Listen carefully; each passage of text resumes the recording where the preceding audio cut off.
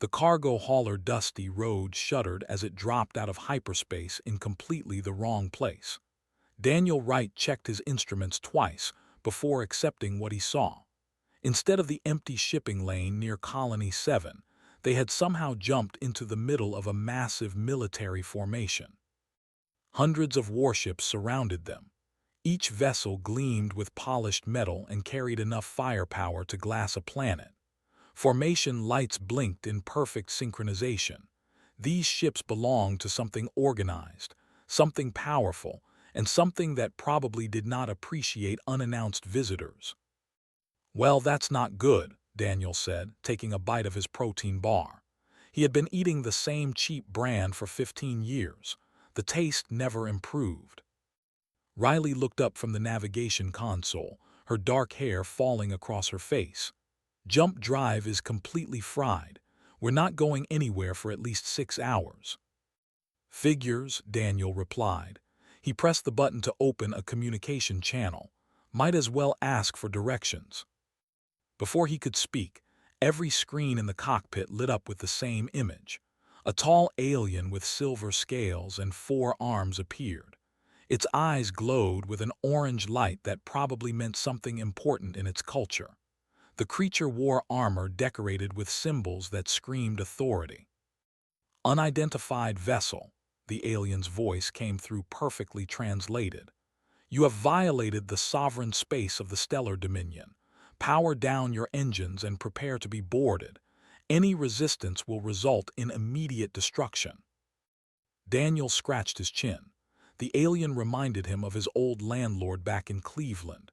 Same aggressive energy, same love of unnecessary threats. "Yeah, about that," he said. "We didn't mean to drop in like this. Navigation error. Our jump drive decided to have a bad day. If you could point us toward the nearest repair station, we'll get out of your hair, or scales, whatever you've got going on there." The alien's eyes brightened to a harsher orange. "You dare speak to Commander Talvin of the Imperial Fleet with such disrespect? I could vaporize your primitive craft with a single—" "Look, buddy," Daniel interrupted. "I've had a 14-hour shift, my back hurts, and this protein bar tastes like cardboard. I'm really not in the mood for the whole intimidation routine. Just tell me where we can get our ship fixed and we'll be on our way." Silence filled the channel. Behind Daniel, Boris laughed from the engine room. The big engineer had heard everything. "You tell him, Captain. I have seen scarier things at Moscow bus station." Riley pulled up a side screen showing the alien warships repositioning around them. "They're forming an escort pattern. Guess they're taking us somewhere whether we like it or not." "Tourist destination?" Daniel asked. "Probably a prison," Riley said. She did not sound particularly worried. She had grown up in Detroit during the water riots. Armed escorts were nothing new.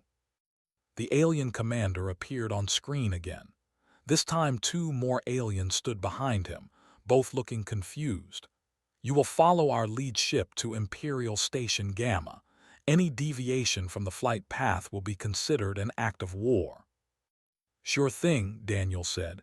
He closed the channel and turned to Riley. "Set course to follow them. Try not to bump into anything expensive." The dusty road fell into formation with vessels that cost more than some planetary economies. Their cargo hauler looked like a rusty shopping cart next to luxury cars. Daniel did not care. The ship got them from place to place, and that was good enough.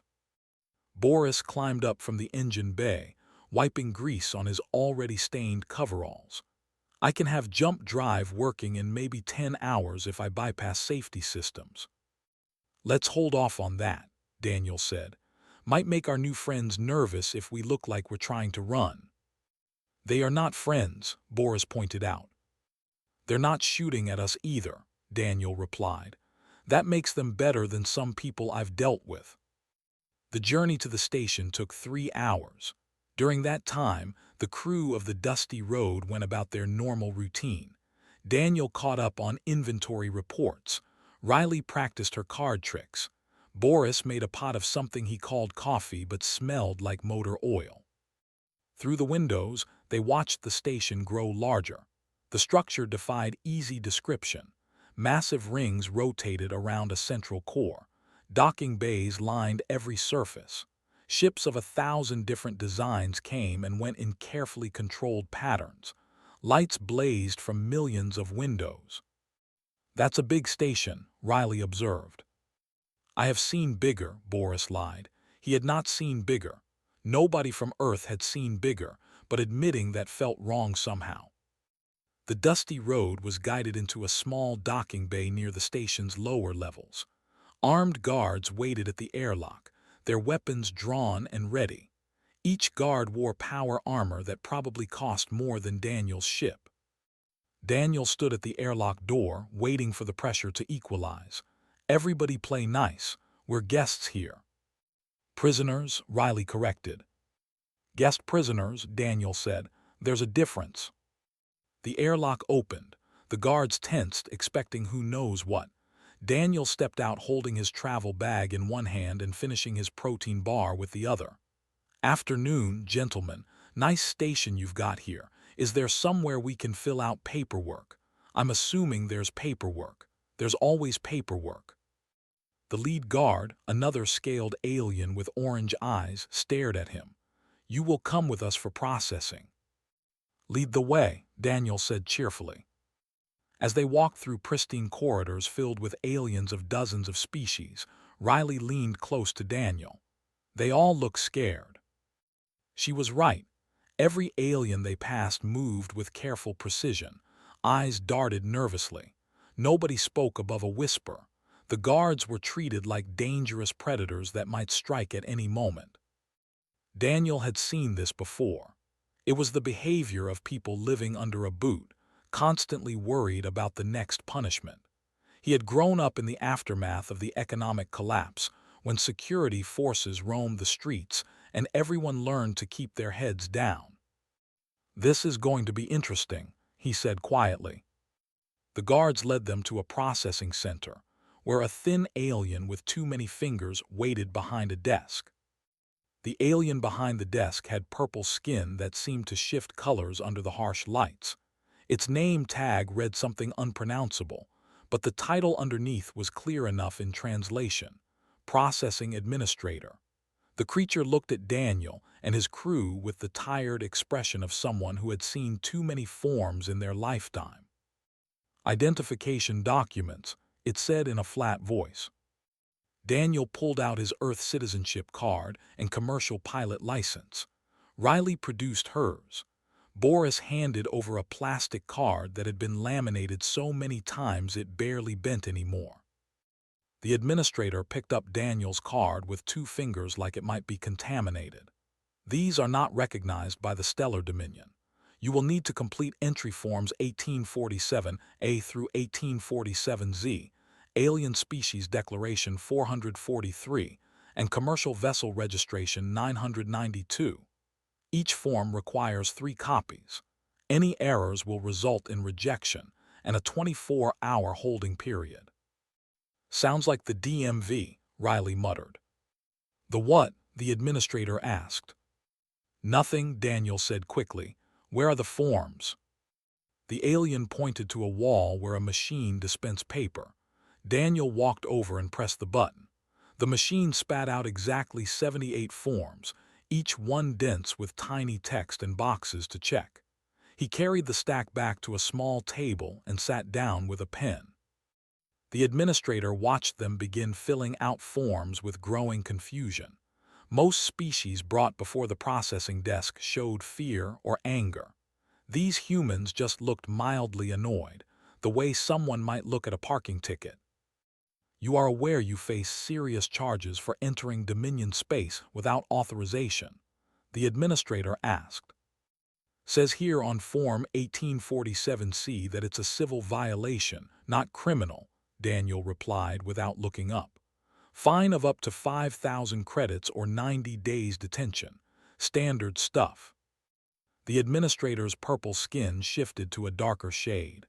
"How can you read that? The text is purposefully small to encourage hearing legal counsel." Riley pulled out a pair of reading glasses. "I've read mortgage contracts. This is easy." For the next 2 hours, the crew worked through the forms.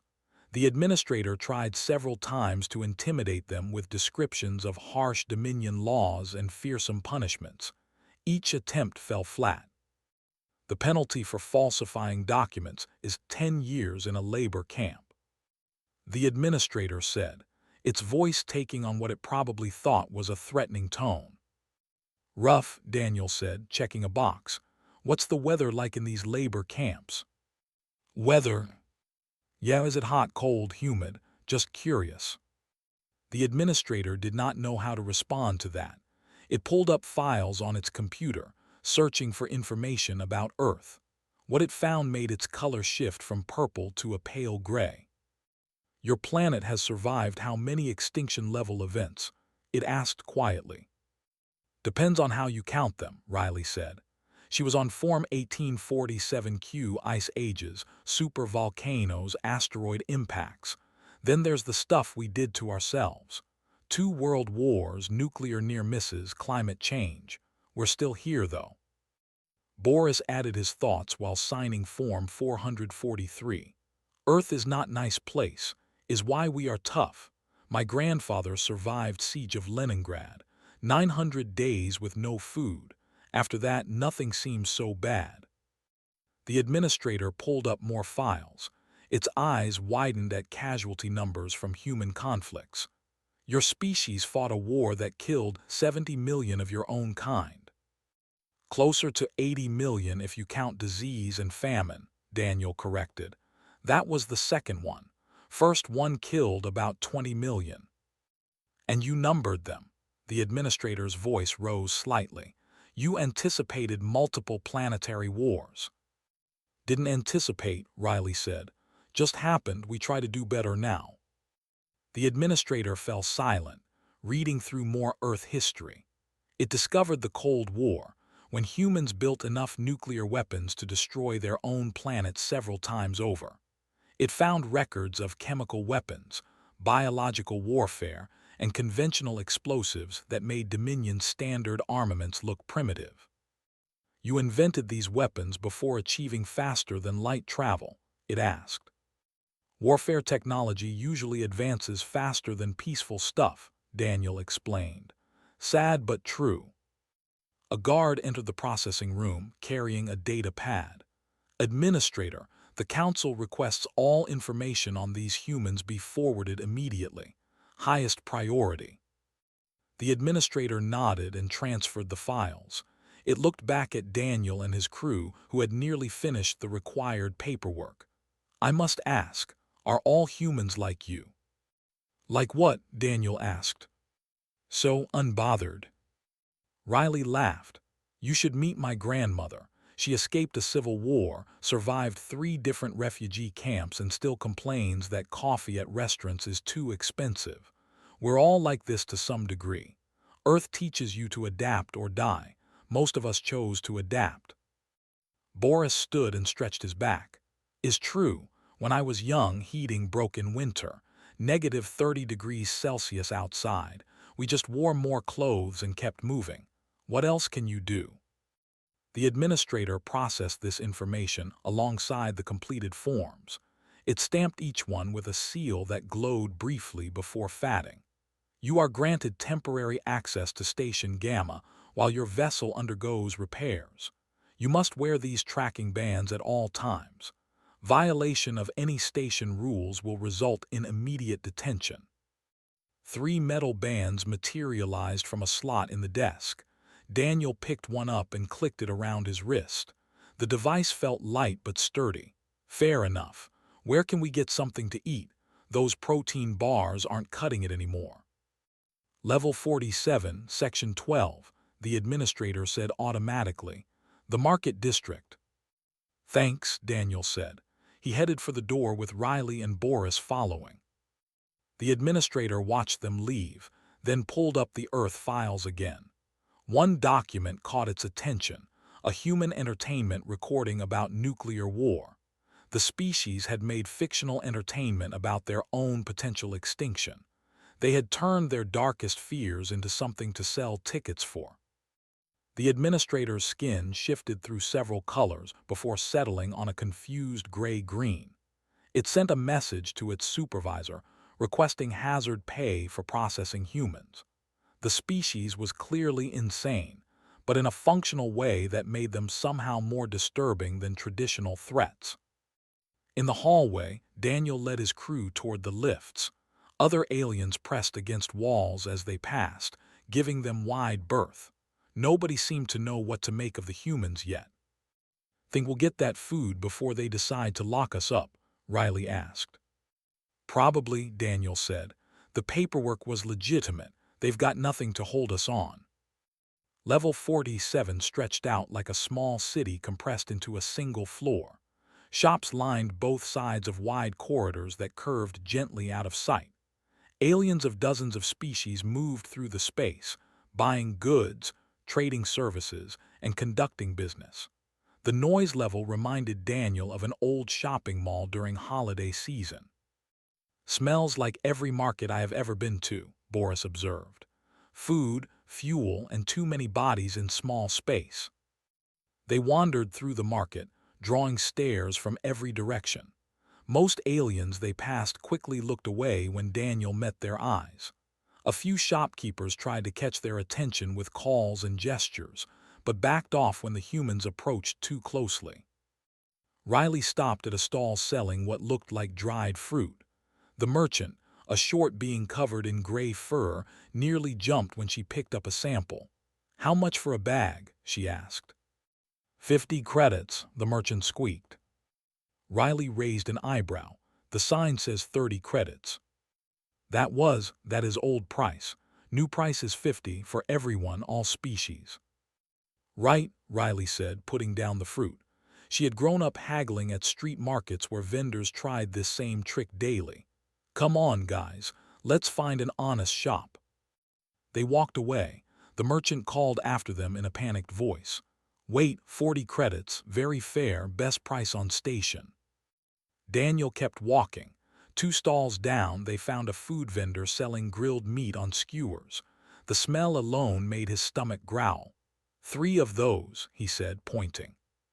The vendor, a reptilian creature with bright green scales, worked the grill with practiced efficiency. 12 credits total. Daniel paid without argument. The price seemed reasonable. He handed skewers to Riley and Boris before taking a bite of his own. The meat tasted like chicken mixed with something spicy. Not bad. As they ate and walked, they noticed a commotion near the center of the market. A crowd had gathered around something. Security guards pushed through the mass of bodies. "Should we check that out?" Riley asked. "Probably none of our business," Daniel replied, but he was already moving toward the noise. Old habits died hard.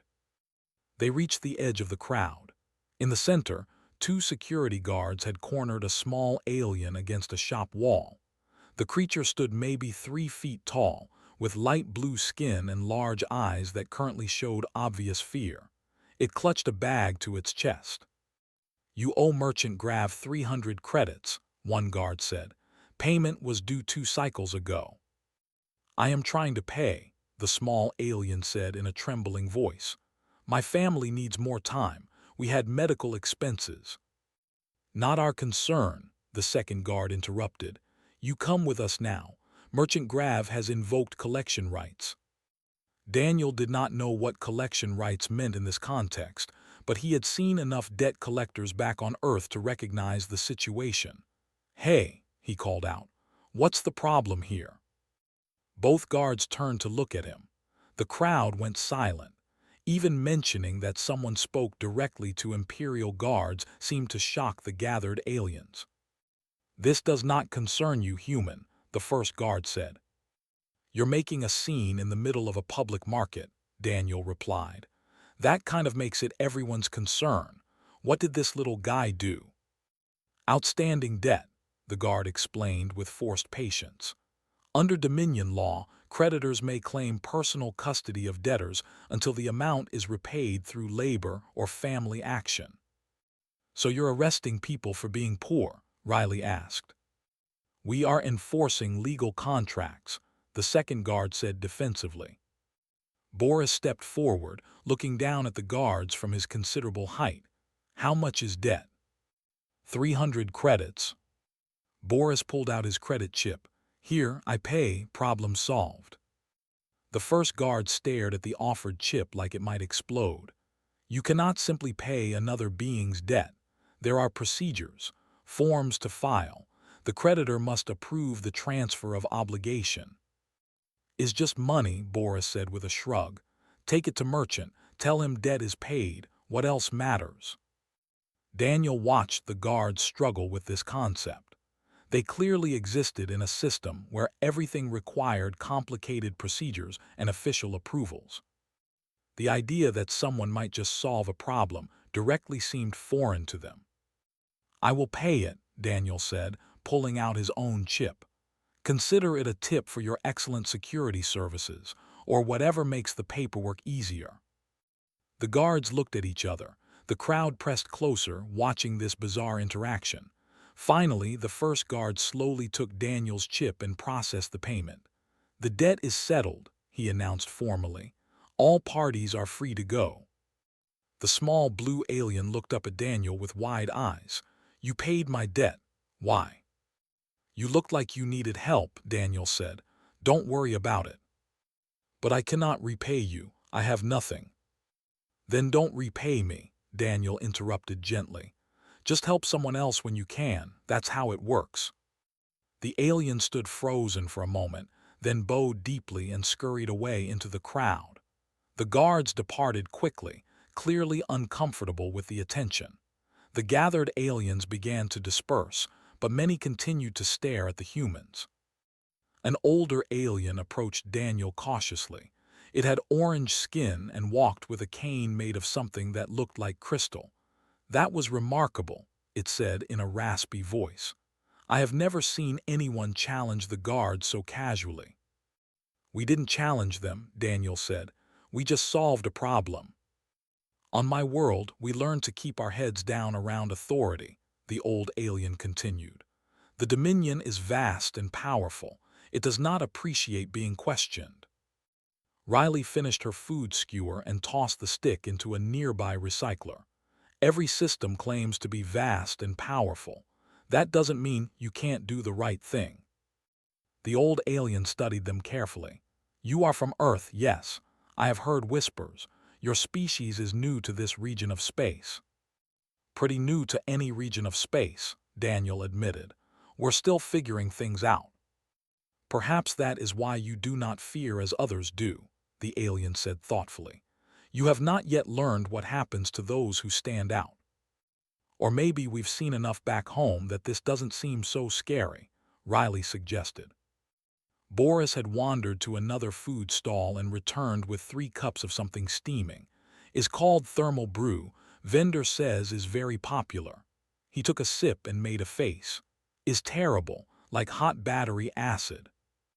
Daniel tried his cup. Boris was not wrong, but he had drunk worse coffee at truck stops across North America. I've had worse. The old alien laughed, a sound like wind through leaves. Yes, I suspect you have. The High Council chamber floated in zero gravity at the station's core. 5 council members drifted in carefully maintained positions around a central holographic display. Each represented one of the Dominion's founding species. Each had ruled their respective territories for longer than most civilizations existed. Council head Dravik spoke first. Its tentacles curled and uncurled with agitation. 3 hours ago, an unknown vessel entered our space. The crew showed no fear, no respect, and no understanding of proper protocol. They are human. I have reviewed the initial reports, Council Member Shenra replied, the crystalline being rotated slowly in place. They appear primitive. Their vessel is centuries behind our technology. Why does this concern us? Dravik triggered the holographic display. Earth appeared at the center, spinning slowly. Because I ordered a full information sweep of their homeworld, what we discovered is concerning. Data streams flowed around the planet. Historical records, public databases, entertainment media, news archives. everything humanity had ever digitized and broadcast into space. The Dominion had excellent collection systems. Council member Tulver leaned forward. "Show us." Dravik pulled up military records first. Images of human warfare filled the display, trenches filled with bodies, cities reduced to rubble, mushroom clouds rising over islands. "This is from what they call World War I, 20 million casualties. The conflict lasted 4 years. Brutal but not unprecedented," Shenra observed. "Many species go through violent phases." "This occurred in their year 1914 to 1918, Dravik continued. 21 years later, they began World War II. New images replaced the old ones. Larger battles, more destruction, industrial-scale killing, 80 million casualties. This conflict involved every major nation on their planet." Silence filled the chamber. Council member Wentel, who rarely spoke, broke the quiet. "They numbered their planetary wars." "The terminology suggests they expected more," Dravik confirmed, "though they have avoided a third such conflict so far." More data streams appeared. Nuclear weapons tests, thousands of them. Charts showing enough warheads to destroy their entire planet several times over. Treaties limiting but not eliminating these weapons. "They invented planet-destroying weapons before achieving faster-than-light travel." Tulver's voice rose with disbelief. "Not only invented them," Dravik said grimly. "They used them, twice, on their own cities, while still fighting with chemical weapons and conventional explosives." The display shifted to show humanity's biological and chemical warfare programs. Diseases weaponized, nerve agents tested, horrors catalogued with clinical precision. "This cannot be real," Shenra protested. "No species would document such things openly. Where did you find these records?" "They're public education databases," Dravik replied. "They teach this to their children. They made entertainment about it. They write books analyzing what they did wrong and how to avoid it in the future." Council member Yareth, the warrior caste representative, studied the military data carefully. "Their tactics are crude but effective. They learned combined arms warfare while still using chemical propellants, and they adapted quickly. Each conflict shows technological and strategic evolution." "Look at this," Dravik pulled up economic data. "The humans call this the Great Depression. Their planetary economy collapsed. Unemployment reached 25% in some regions. Millions starved. It lasted an entire decade." "Surely they requested aid from," Wentel began. "They had no one to request aid from," Dravik interrupted. "They were alone in their solar system. They simply endured until conditions improved." Climate data appeared next. Rising temperatures, extreme weather, resource depletion, projections showing potential catastrophe. "And this is current," Dravik explained.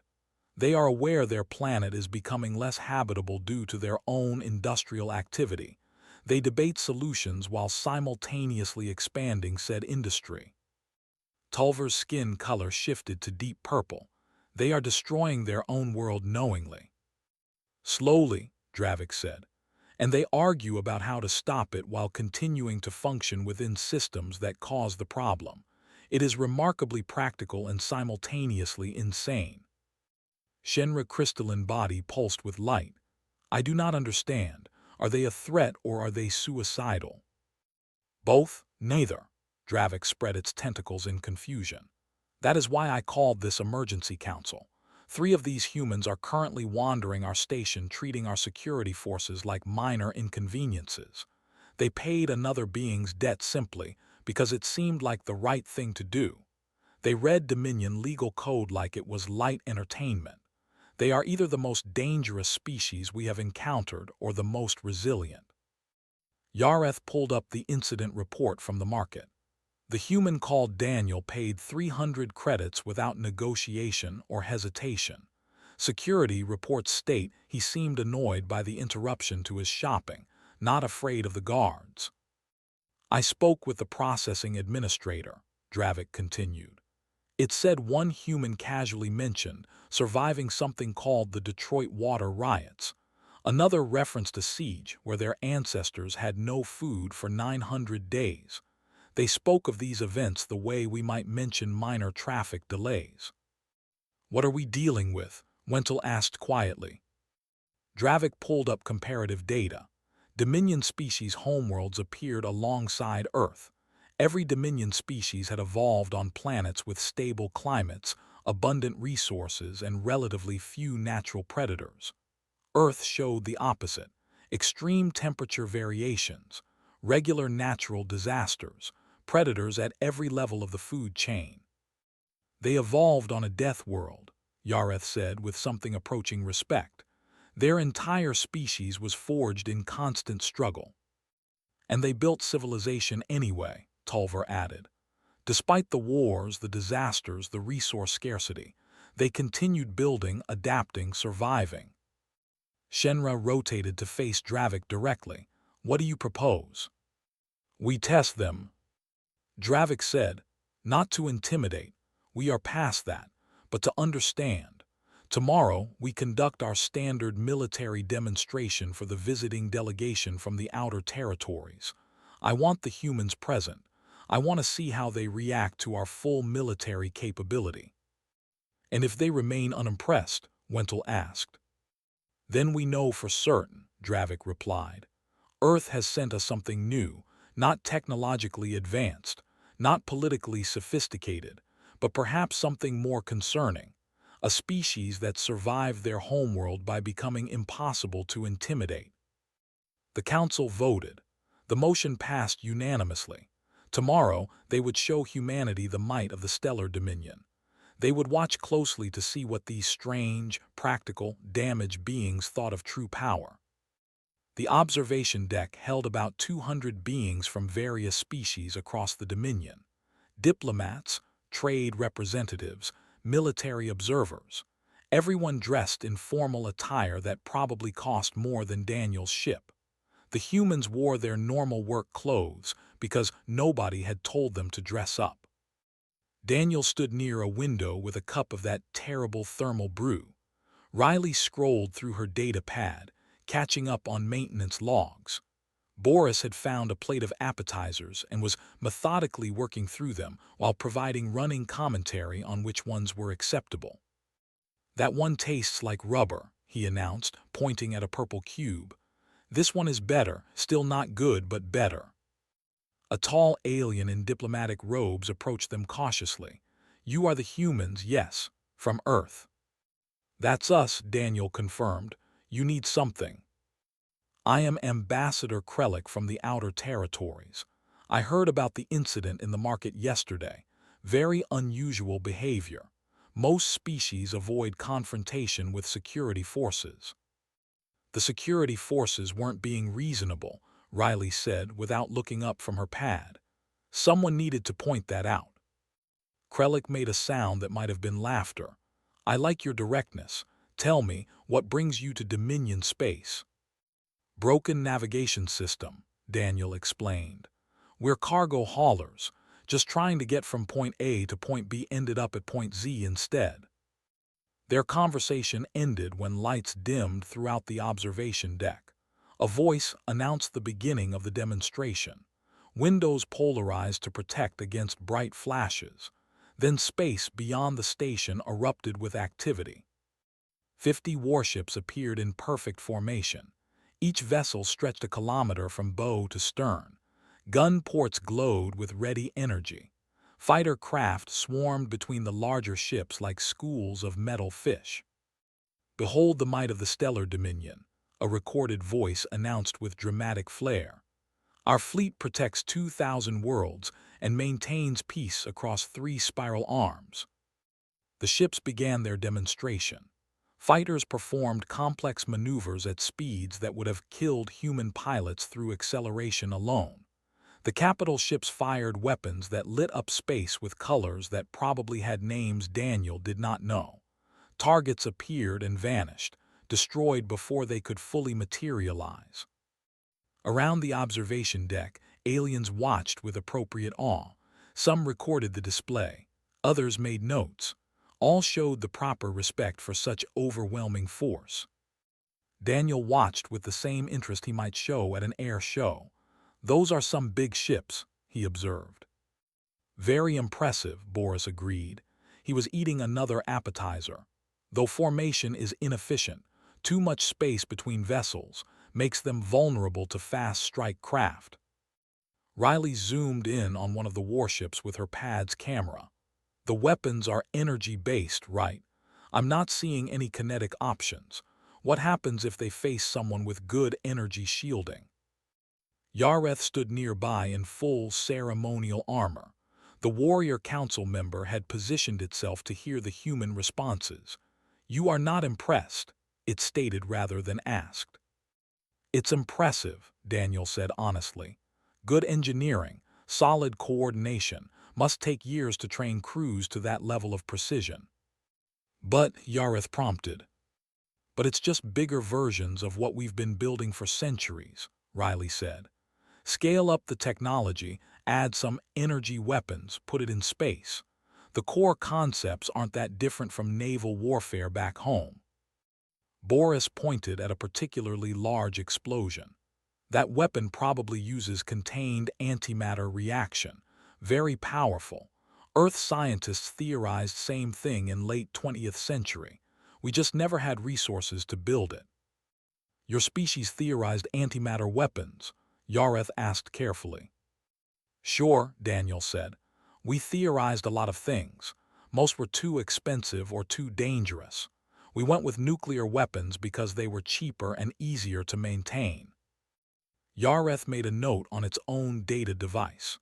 Around them, other aliens had stopped watching the demonstration and started watching the humans instead.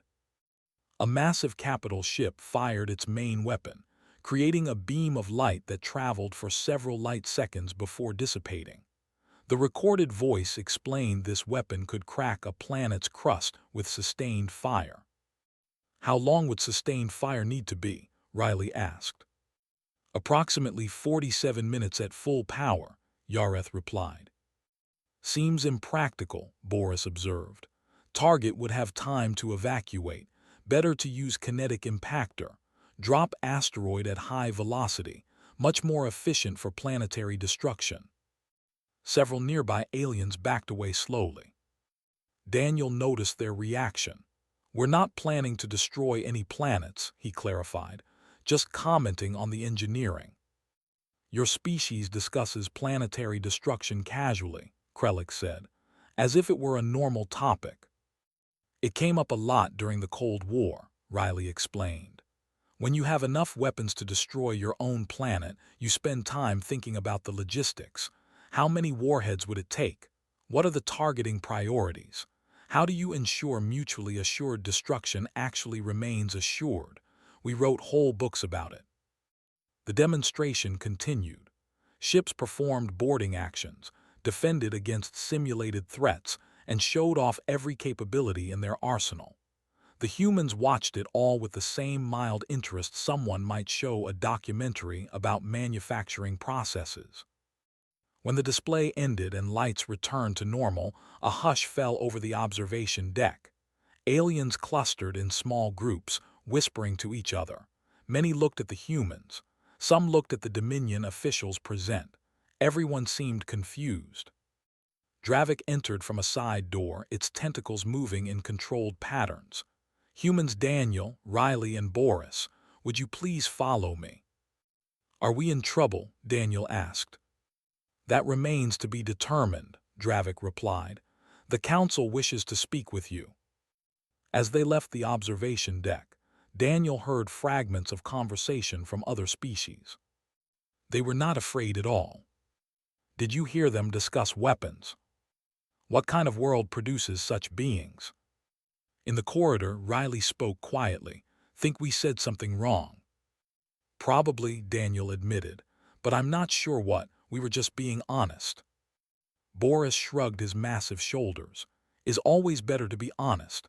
Lies are too complicated to maintain." They followed Dravik through pristine corridors toward the station's core. Daniel had no idea what the council wanted, but he had been called before authority figures plenty of times in his life. The trick was to stay calm and tell the truth. Everything else usually worked itself out. Or it did not, and you dealt with the consequences. Either way, worrying about it changed nothing. The council chamber was less impressive than Daniel expected. A simple round room with comfortable seating and good lighting. 5 aliens sat in chairs arranged in a semicircle. They looked tired, like people at the end of a very long meeting. "Please sit," Dravik said, gesturing to 3 chairs facing the council. Daniel sat. Riley and Boris followed his example. The chairs were surprisingly comfortable. "You are not what we expected," Dravik began without preamble. "We have encountered hundreds of species.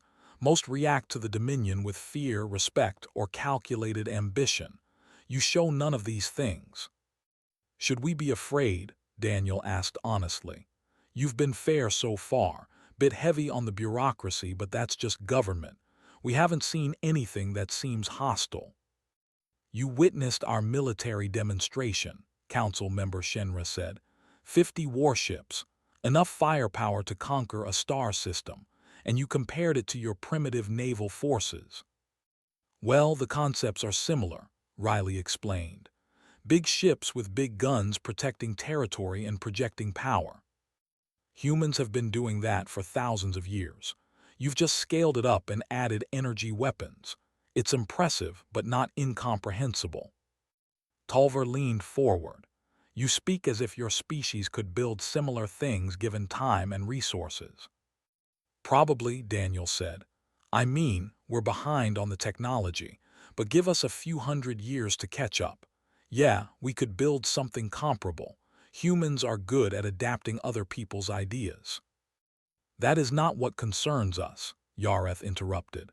"We studied your history, your wars, your weapons, your casual acceptance of catastrophe. We watched your species survive conditions that would have destroyed most civilizations. And then you came here, to the heart of our empire, and acted like it was nothing special." Boris spoke up.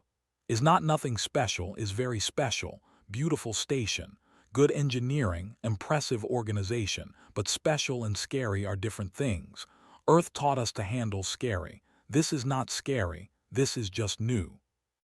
Your planet killed most of its large predators, survived ice ages, rebuilt after every disaster," Wentel said quietly. "You created weapons that could end your own species and then chose not to use them. What drives such a species?" Daniel thought about the question carefully.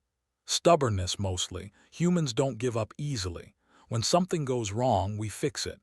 When we can't fix it, we adapt to it. When we can't adapt, we endure until conditions change. It's not bravery, it's just how we're built." "You make it sound simple," Dravik said. "It is simple," Riley replied. "Not easy, but simple. You do what needs doing. You help people when you can. You keep moving forward because stopping means dying. Earth didn't give us a choice about being tough. We either adapted or went extinct. We chose to adapt." Shenra's crystalline form pulsed with light. "And now you are here. What do you want from the Dominion?" "Repairs for our ship," Daniel said immediately. "Maybe a trade agreement if Earth ever gets around to expanding this direction. Otherwise, nothing. We're not conquerors. We're not diplomats. We're cargo haulers who took a wrong turn."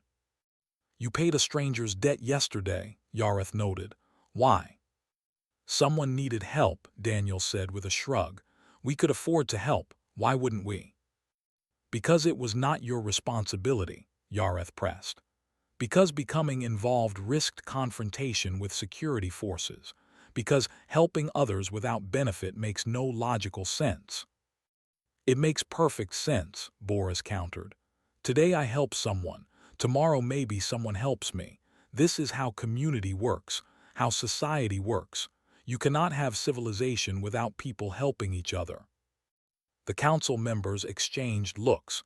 Something passed between them that Daniel could not read. "We have a proposal," Dravik finally said. "Your ship needs extensive repairs. The Dominion has excellent facilities.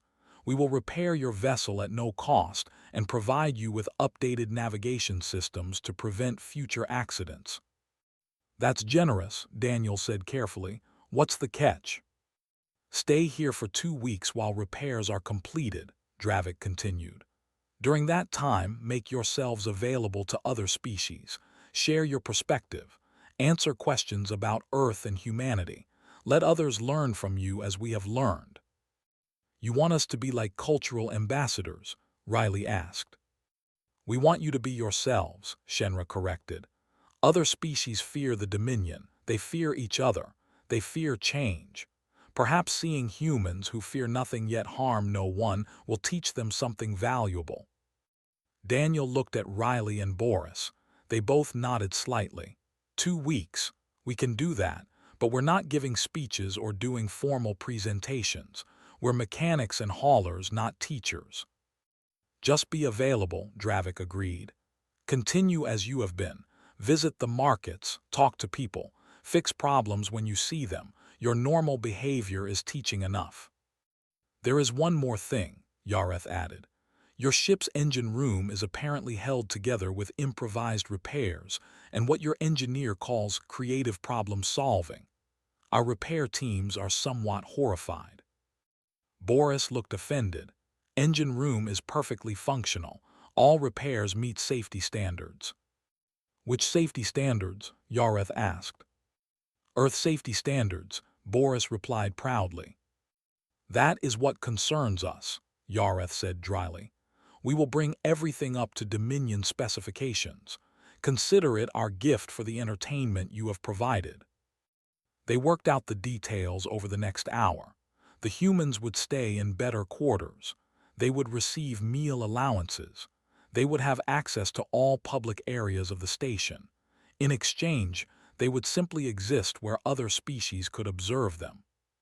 As they left the council chamber, Riley spoke quietly. "That went better than expected." "They're scared of us," Daniel observed. "Not because we're dangerous, because we're not scared of them." "Is strange," Boris agreed. "We come here by accident, break their formation, fill out their forms, pay random debts, and suddenly we are teachers." "Maybe that's what they need," Daniel said. "Someone to show them that power and fear are not the same thing, that you can be strong without being scary." 2 weeks turned into 3, then 4. Other ships arrived from Earth, also having navigation difficulties. Some suspected the difficulties were intentional, but nobody could prove it. The human presence on Station Gamma grew slowly. The market changed first. Merchants stopped trying to cheat customers once humans started pointing out price discrepancies. Security guards became less aggressive when humans casually questioned their authority. Species that had never spoken to each other began gathering at shops where humans ate lunch, listening to stories about a planet that had tried to kill its own children and failed. Daniel never meant to start a movement. He just wanted to get his ship fixed and deliver his cargo. But everywhere humans went, they left small changes behind, not through force or intimidation, simply by showing that another way existed, a way where power came from helping others instead of controlling them, where strength meant enduring hardship without becoming cruel. The Stellar Dominion learned something from Earth's children, not about war, not about weapons, but about the quiet courage of people who survived hell and chose to remain kind anyway.